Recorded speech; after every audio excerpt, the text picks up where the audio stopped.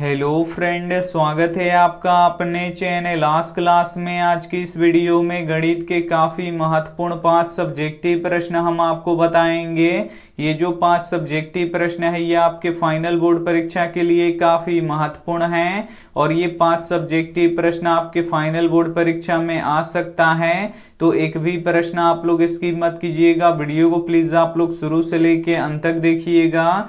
और चैनल को अभी तक आप सब्सक्राइब नहीं किए हैं तो चैनल को सब्सक्राइब कर लीजिएगा। और सब्सक्राइब करने के बाद एक बेल आइकन आता है तो बेल आइकन को दबा के ऑल पे कर लीजिएगा, ताकि जब भी लाइव क्लास हो तो आपके पास नोटिफिकेशन पहुंचता रहे।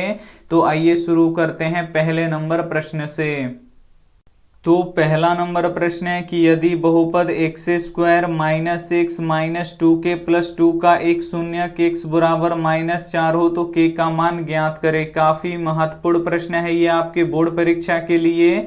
यहाँ से आपको k का मान निकालना है। तो k का मान कैसे निकलेगा? तो इसके लिए x का मान यहाँ पे दे दिया है। x का मान कितना दिया है? यहाँ पे -4 दिया है। तो जहां जहां x है वहां वहां आपको -4 रख देना है तो k का मान निकल जाएगा। तो आइए k का मान निकालते हैं। सबसे पहले लिखेंगे यहाँ पे हल, और जो बहुपद यहाँ पे दिया है उसको सबसे पहले हम यहाँ पे लिख देंगे। तो x square minus x minus 2k और प्लस 2 और बराबर के उधर क्या कर देंगे? 0 कर देंगे, क्योंकि इसका एक शून्य कितना दिया है? x बराबर -4, इसको इसमें रखेंगे। तो यहाँ पे रख देते हैं। यहाँ पे x के जगह पे आपको कितना रख देना है? -4 रख देना है। तो यहाँ पे -4 और इसका स्क्वायर है तो स्क्वायर कर देंगे। माइनस है तो माइनस, और x का मान यहाँ भी रखेंगे। तो x का मान कितना है? -4 है तो यहाँ पे -4 रख देंगे। अब यहाँ पे देखिए माइनस में 2k से गुणा होगा तो -2k हो जाएगा, और माइनस में यहाँ पे +2 से गुणा हो जाएगा तो ये क्या हो जाएगा? प्लस माइनस माइनस यहाँ पे 2 हो जाएगा, और बराबर के उधर 0 है तो यहाँ पे 0 लिख देंगे। अब यहाँ पे देखिए -4 का स्क्वायर है तो स्क्वायर का अर्थ क्या होता है कि यही चीज 2 बार गुणा होता है। तो माइनस माइनस क्या हो जाएगा? यहाँ पे प्लस हो जाएगा। 4 चौका 16 हो जाएगा। तो -4 का स्क्वायर करेंगे तो ये +16 हो जाएगा। और यहाँ पे देखिए माइनस माइनस क्या हो जाएगा? यहाँ पे +4 हो जाएगा, और यहाँ पे -2k और -2 बराबर 0। अब आपको क्या करना है? इसको जोड़ लेना है। तो 16 और 4 कितना हो जाएगा? 20 हो जाएगा, और -2k -2 बराबर 0। अब आपको क्या करना है कि 20 में से 2 घटा लेना है तो कितना बचेगा? 18 -2k और बराबर 0। अब आपको क्या करना है? k का मान निकालना है। तो ये जो +18 है, आगे कुछ भी नहीं है तो आगे क्या है? प्लस है। तो इस +18 को क्या करेंगे? बराबर के उधर भेज देंगे। तो इधर बचेगा हमारा -2k, और ये +18 बराबर के उधर जाएगा तो -18 हो जाएगा। तो माइनस से माइनस क्या हो जाएगा? कट जाएगा। अब 2 इधर गुणा कर रहा है तो इधर आके भाग करेगा तो इधर बच जाएगा k, और इधर हो जाएगा 18/2, और 2 से 18 कितना बार में कटेगा? 9 बार में कटेगा। तो k का मान कितना निकल गया? यहाँ पे 9 निकल गया, और यही आपका क्या हो जाएगा? राइट आंसर हो जाएगा। तो उम्मीद करते हैं ये प्रश्न आपको काफी अच्छी तरीके से समझ में आ गया होगा। आपको इसमें कुछ भी नहीं करना है। जहां पे x है वहां पे आपको क्या करना है? -4 रख देना है। तो आपको यहाँ पे k का मान निकल जाएगा। तो आइए देखते हैं अगला प्रश्न 2 नंबर प्रश्न है कि यदि किसी समानांतर श्रेणी का प्रथम पद 5, सार्व अंतर 4 और अंतिम पद 205 हो तो समानांतर श्रेणी के पदों की संख्या ज्ञात करें। काफी महत्वपूर्ण प्रश्न है ये आपके बोर्ड परीक्षा के लिए। यहाँ पे आपको पदों की संख्या ज्ञात करना है। तो आइए निकालते हैं। सबसे पहले लिखेंगे यहाँ पे हल, और यहाँ पे देखिए प्रथम पद कितना दिया है? 5 दिया है, और सार्वंतर 4 दिया है, और अंतिम पद कितना दिया है? 205 दिया है। तो यहाँ पे लिखना पड़ेगा। तो प्रथम पद को किससे सूचित करते हैं? ए से सूचित करते हैं। तो ए का मान कितना दिया है? 5 दिया है। और सार्वंतर को किससे सूचित करते हैं? डी से सूचित करते हैं। तो डी का मान कितना दिया है? यहाँ पे 4 दिया है। और अंतिम पद को किससे सूचित करते हैं? तो an से सूचित करते हैं। तो an का मान कितना दिया है? यहाँ पे 205 दिया है। तो यहाँ पे पदों की संख्या निकालना है, यानी यहाँ पे n का मान आपको निकालना है। तो यहाँ पे an का फॉर्मूला लगेगा। तो an बराबर क्या होता है? तो ये होता है a + n-1 इंटू डी होता है। यहाँ पे an का मान कितना है? 205 बराबर a का मान कितना है? 5 प्लस n का मान निकालना है, तो इसको वैसे ही छोड़ दीजिए। d का मान कितना है 4 है, तो यहाँ पे लिख देंगे 4। अब यहाँ पे देखिए 205 बराबर 5 प्लस 4 में n से गुणा होगा तो 4n, और 4 में -1 से गुणा होगा तो -4। अब आपको क्या करना है, 5 में से 4 घटा लेना है, तो यहाँ पे 205 बराबर, यहाँ पे देखिए 5 में से जब 4 घटेगा तो कितना बचेगा, 1 बचेगा, और प्लस यहाँ पे 4n। अब आपको क्या करना है कि जो ये इधर एक जुड़ रहा है तो इधर इसको बराबर की इधर भेज दीजिए, तो ये क्या करेगा, घटा लेगा, यानी 205 - 1 बराबर क्या हो जाएगा, 4n हो जाएगा। तो 205 में से 1 निकल जाएगा तो कितना बचेगा, 204 बराबर यहाँ पे 4n हो जाएगा। अब यहाँ पे देखिए 4 इधर गुणा कर रहा है तो इधर आके क्या करेगा, भाग करेगा, यानी 204 बट्टा 4 बराबर के उधर n बचेगा। अब 4 से कटा दीजिए, 4 पचे 20, 4 एकम 4, यानी 51 बराबर n निकल गया। इसको या करके सीधा कर देंगे, n बराबर कितना निकल गया, 51 निकल गया। यानी यहाँ पे पूछ रहा था कि पदों की संख्या ज्ञात करें, तो कितना पद होगा, इसमें 51 पद होगा। तो उम्मीद करते हैं ये भी प्रश्न आपको काफी अच्छी तरीके से समझ में आ गया होगा। आइए देखते हैं अगला प्रश्न 3 नंबर प्रश्न है कि उस बिंदु का निर्देशांक ज्ञात करें जो बिंदुओं A2 3 और B4 5 को मिलाने वाली रेखाखंड को 2:3 के अनुपात में विभाजित करता है। काफी महत्वपूर्ण प्रश्न है। एक बिंदु है यहाँ पे A जिसका निर्देशांक यहाँ पे 2,3 दिया है, और एक बिंदु है B जिसका निर्देशांक यहाँ पे 4,5 दिया है, और इन दोनों बिंदुओं को मिलाने वाली रेखाखंड को एक बिंदु है जो इसे 2:3 के अनुपात में विभाजित करता है। तो इस बिंदु का आपको निर्देशांक ज्ञात करना है। तो इस बिंदु को हम P मान लेते हैं। तो यहाँ पे लिखेंगे सबसे पहले हल, और लिखेंगे कि माना कि, यहाँ पे लिख देंगे माना कि वह बिंदु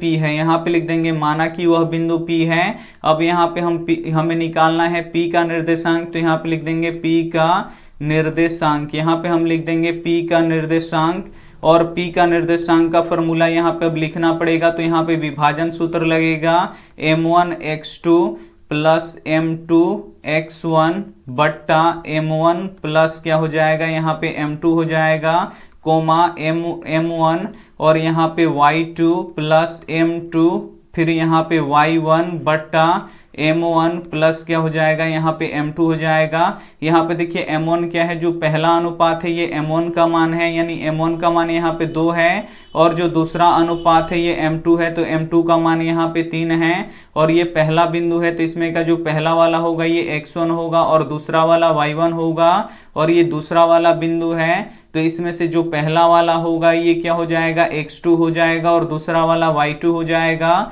बस इसमें आपको मान रख देना है। तो यहाँ पे देखिए m1 का मान कितना है, 2 है तो 2, और यहाँ पे x2 का मान रखना है, तो x2 का मान 4 है तो 4, प्लस है तो प्लस, यहाँ पे m2 का मान रखना है तो m2 का मान 3 है, और x1 का मान कितना है, 2 है, तो यहाँ पर रख देंगे 2, और यहाँ पे m1 प्लस m2 दोनों को जोड़ देना है, तो 2 और 3 को क्या करेंगे, हम यहाँ पे जोड़ देंगे। अब यहाँ पे आपको फिर m1 का मान रखना है, तो m1 2 है तो यहाँ पे 2, और y2 कितना है, 5 है, तो यहाँ पे लिख देंगे 5 प्लस, उसके बाद यहाँ पे देखिए m2 कितना है, 3 है, और y1 कितना है, यहाँ पे 3 है, तो लिख देंगे 3, और यहाँ पे m1 प्लस m2 का मान रख देना है, तो m1 का मान 2 प्लस m2 का मान यहाँ पे कितना है, 3 है, तो यहाँ पे लिख देंगे 3। अब यहाँ पे देखिए इसको गुणा करा देना है, तो यहाँ पे 2 चौका कितना हो जाएगा, 8 हो जाएगा, प्लस यहाँ पे 3 दूना कितना हो जाएगा, 6 हो जाएगा, और यहाँ पे 6 हो जाएगा, और बट्टा के नीचे यहाँ पे देखिए 3 है, तो यहाँ पे 3 और 2 जोड़ेंगे तो कितना हो जाएगा, यहाँ पे 5 हो जाएगा, कोमा यहाँ पे देखिए 2 पचे कितना हो जाएगा, यहाँ पे 10 हो जाएगा, और प्लस यहाँ पे 3 त्रिका कितना हो जाएगा, 9 हो जाएगा, और बट्टा के नीचे 2 और 3 जोड़ेंगे तो ये कितना हो जाएगा, 5 हो जाएगा। अब यहाँ पे देखिए 8 और 6 जोड़ेंगे तो कितना हो जाएगा, 14 बट्टा 5 हो जाएगा, और कोमा यहाँ पे देखिए 10 और 9 जोड़ेंगे तो कितना हो जाएगा, 19 हो जाएगा, और बट्टा के नीचे 5 है तो यहाँ पे लिख देंगे 5। तो यहाँ पे देखिए P का निर्देशांक निकल गया कितना, 14 बट्टा 5, और यहाँ पे कितना निकल गया, 19 बट्टा 5 निकल गया। तो उम्मीद करते हैं ये प्रश्न आपको काफी अच्छी तरीके से समझ में आ गया होगा।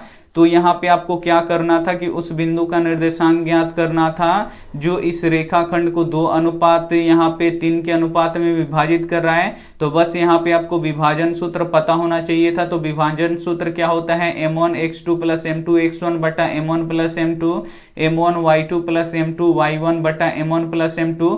अगर ये फॉर्मूला आपको पता होगा तो ये प्रश्न आप चुटकियों में सॉल्व कर पाएंगे। आइए देखते हैं अगला प्रश्न 4 नंबर प्रश्न है कि sine square 30 degree plus tan square 45 degree बटा sec square 30 degree plus cot square 45 degree का मान ज्ञात करें। काफी महत्वपूर्ण प्रश्न है, इसका आपको मान ज्ञात करना है। तो इसका मान कैसे निकलेगा, तो यहाँ पे साइन 30 डिग्री का मान रखना पड़ेगा, यहाँ पे टेन 45 डिग्री का मान रखना पड़ेगा और यहाँ पे सेक 30 डिग्री का मान रखना पड़ेगा और यहाँ पे आपको कोट 45 डिग्री का मान रखना पड़ेगा।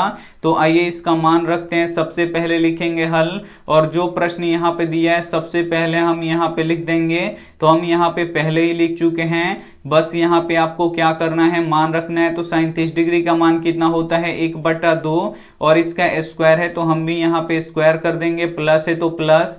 टेन 45 डिग्री का मान कितना होता है 1 होता है और इसका भी स्क्वायर है तो हम भी स्क्वायर कर देंगे और ये बड़ा वाला बट्टा। और सेक 30 डिग्री का मान कितना होता है 2/√3 होता है और इसका भी स्क्वायर है तो स्क्वायर कर देंगे, प्लस। और यहाँ पे देखिए कॉट स्क्वायर 45 डिग्री का मान कितना होता है 1 होता है तो इसका भी हम स्क्वायर कर देंगे। अब ये जो स्क्वायर है ये दोनों के लिए है, एक के लिए भी है, दो के लिए भी है। तो एक का स्क्वायर करेंगे तो 1 और 2 का स्क्वायर करेंगे तो ये 4 हो जाएगा, प्लस यहाँ पे 1 का स्क्वायर करेंगे तो 1 ही रहेगा और ये बड़ा वाला बट्टा यहाँ पे 2 का स्क्वायर करेंगे तो 4 हो जाएगा। और यहाँ पे जब हम √3 का स्क्वायर करेंगे तो क्या होगा, तो √3 2 बार गुणा होगा तो ये कितना हो जाएगा √9 हो जाएगा और √9 का वर्गमूल कितना होगा 3 होगा। तो यहाँ पे लिख देंगे 3 और प्लस 1 का स्क्वायर करेंगे तो ये 1 हो जाएगा। अब यहाँ पे आपको क्या करना है, बट्टा का जोड़ बनाना है।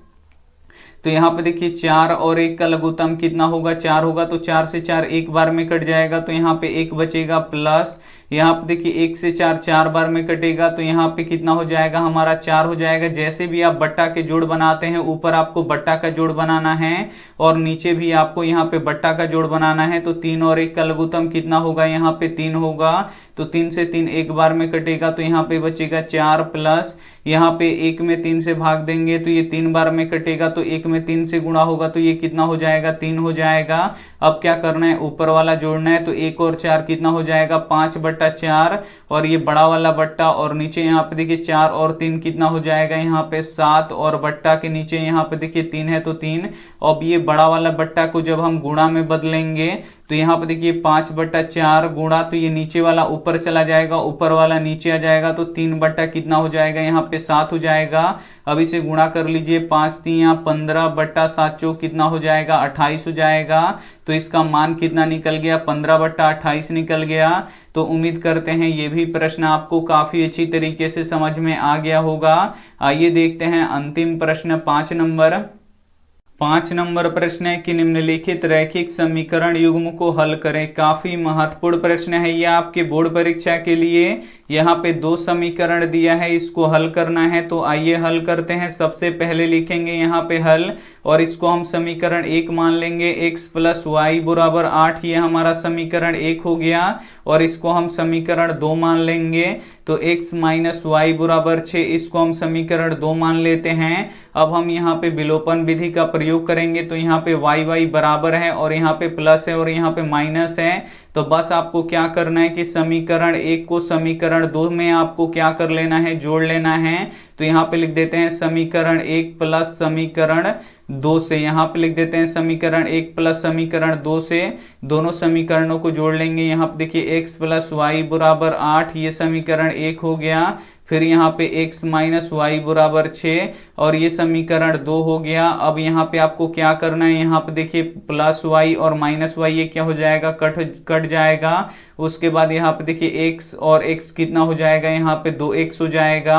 और 8 और 6 कितना हो जाएगा, यहाँ पे 14 हो जाएगा। तो x का मान आपको निकालना है, तो 2 इधर गुणा कर रहा है तो इधर आके भाग करेगा, तो x बराबर कितना हो जाएगा, 14/2 हो जाएगा। और 2 से 14 कितना बार में कटेगा, 7 बार में कटेगा। तो हमारा x का मान कितना निकल गया, 7 निकल गया। अब आपको क्या करना है कि x का मान समीकरण 1 या समीकरण 2 किसी में भी आप रख सकते हैं। तो हम x बराबर 7 को समीकरण 1 में रखेंगे, तो यहाँ पे लिखेंगे x बराबर 7 का मान समीकरण 1 में रखने पर, यहां पे लिख देते हैं समीकरण 1 में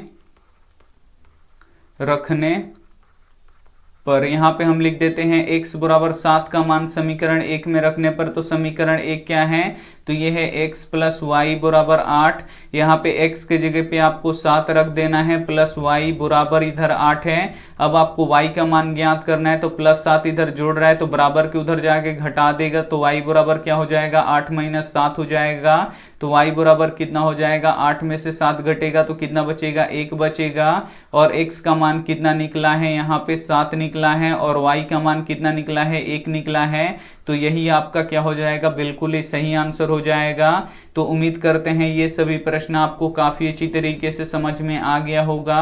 समझ में आ गया है तो प्लीज आप लोग वीडियो को लाइक कीजिएगा, अपने दोस्तों के पास इस वीडियो को जरूर शेयर कीजिएगा, और चैनल को अभी तक आप सब्सक्राइब नहीं किए हैं तो चैनल को सब्सक्राइब कीजिएगा। थैंक यू फॉर वॉचिंग, मिलते हैं अगले वीडियो में, तब तक अपना ध्यान रखिए, मन लगा के पढ़ाई कीजिए। Take care and bye.